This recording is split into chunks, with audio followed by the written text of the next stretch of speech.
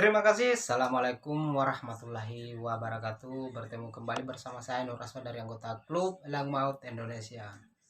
Pertama-tama saya ingin menyampaikan kepada teman-teman semua bahwa saya berbicara seperti ini, saya menyampaikan kepada teman-teman seperti ini bukan berarti saya pribadi menganggap diri saya sudah pintar, tidak seperti itu teman-teman.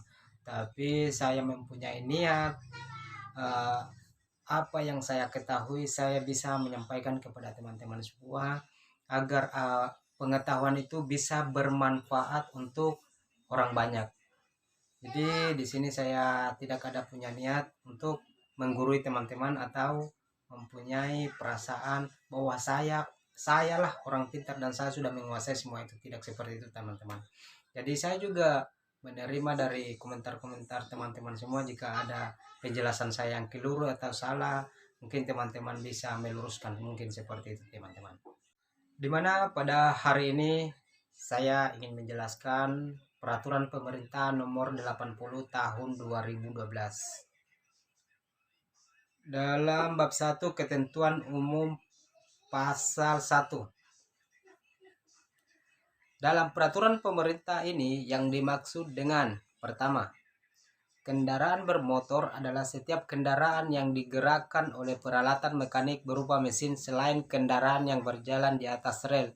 Jadi kriteria kendaraan bermotor itu dikatakan kendaraan bermotor apabila digerakkan oleh peralatan mekanik yang menggunakan mesin, tetapi tidak jalan di atas rel. Seperti contoh kereta api itu tidak termasuk. Kemudian poin kedua yaitu penindakan pelanggaran lalu lintas dan angkutan jalan adalah serangkaian tindakan yang dilaksanakan oleh penyidik kepolisian negara Republik Indonesia atau penyidik pegawai negeri sipil di bidang lalu lintas dan angkutan jalan terhadap pelanggaran lalu lintas dan angkutan jalan.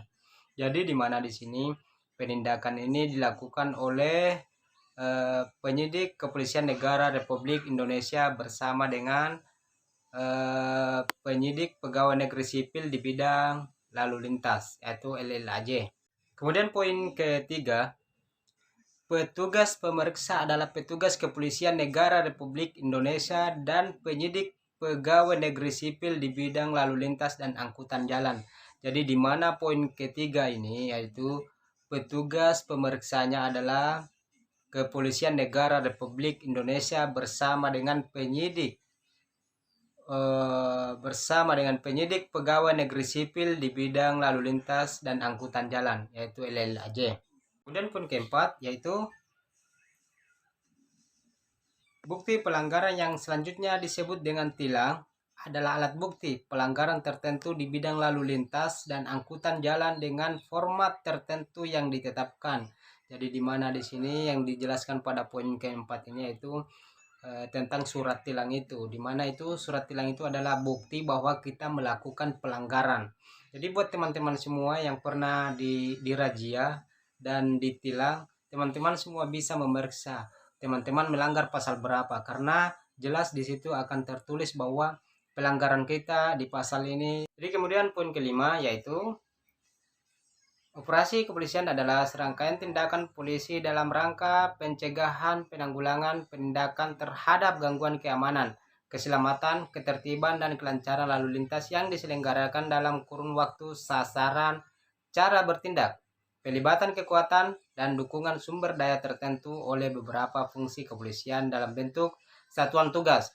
Jadi di mana pada poin kelima ini yaitu operasi kepolisian ini serangkaian tindakan polisi yang dilakukan agar terjadi penindakan terhadap gangguan keamanan, keselamatan, ketertiban, dan kelancaran lalu lintas supaya terjadi kelancaran lalu lintas. Kemudian poin keenam yaitu menteri. Menteri adalah yang menyelenggarakan urusan pemerintahan di bidang sarana dan prasarana lalu lintas dan angkutan jalan. Kemudian pasal kedua, pemeriksaan kendaraan bermotor di jalan dan penindakan pelanggaran lalu lintas dan angkutan jalan bertujuan. Jadi di mana di sini tujuan dilakukannya pemeriksaan itu atau dilakukannya razia. Poin pertama, terpenuhinya persyaratan teknik dan layak jalan kendaraan bermotor. Jadi di mana di sini tujuannya agar masyarakat betul-betul memperhatikan kendaraannya, apakah kendaraan yang dia gunakan itu layak jalan atau tidak. Jadi ketika aparat kepolisian melakukan pemeriksaan atau biasa disebut dengan razia, dengan sendirinya masyarakat juga akan sadar bahwa kendaraan yang dia gunakan itu tidak layak jalan atau ada sesuatu hal yang harus dia lengkapi. Seperti contoh, ketika dia menggunakan motornya itu tidak menggunakan spion, jadi di situ akan ditindak oleh aparat kepolisian, dan dengan sendirinya masyarakat akan tahu bahwa itu adalah pelanggaran yang harus kita hindari. Kemudian poin selanjutnya yaitu poin B, terpenuhinya kelengkapan dokumen registrasi dan identifikasi pengemudi dan kendaraan bermotor serta dokumen perizinan dan kelengkapan kendaraan bermotor angkutan umum. Jadi di mana keterangan nomor 2 ini menjelaskan bahwa agar pengguna kendaraan itu mempunyai SIM sesuai dengan kendaraan yang dia gunakan. Dan kemudian di situ juga dijelaskan bahwa kendaraan bermotor serta dokumen. Berarti di mana di sini kendaraan juga harus dilengkapi dengan surat-surat. Seperti contoh STNK. Jadi semua kendaraan itu yang kita gunakan harus dilengkapi dengan STNK. Dan KER bagi mobil-mobil angkutan umum. Kemudian poin selanjutnya itu poin C,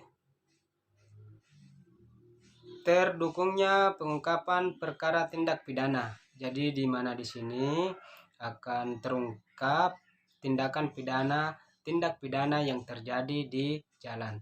Sebagai contoh, ketika akan dilakukannya razia, di situ akan terungkap bahwa kendaraan-kendaraan yang digunakan masyarakat ini ada yang layak jalan, ada yang tidak dilengkapi dengan surat-surat.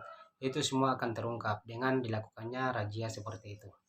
Kemudian poin terakhir yaitu poin D, terciptanya kepatuhan dan budaya keamanan dan keselamatan berlalu lintas. Jadi di mana di sini tujuannya agar tercipta kepatuhan, jadi di mana masyarakat akan patuh dengan aturan-aturan yang ada di negara kita. Jadi ketika masyarakat patuh, di situ akan terjadi keselamatan berlalu lintas. Itulah peraturan pemerintah nomor 80 tahun 2012. Mudah-mudahan apa yang saya sampaikan bisa bermanfaat buat teman-teman semua.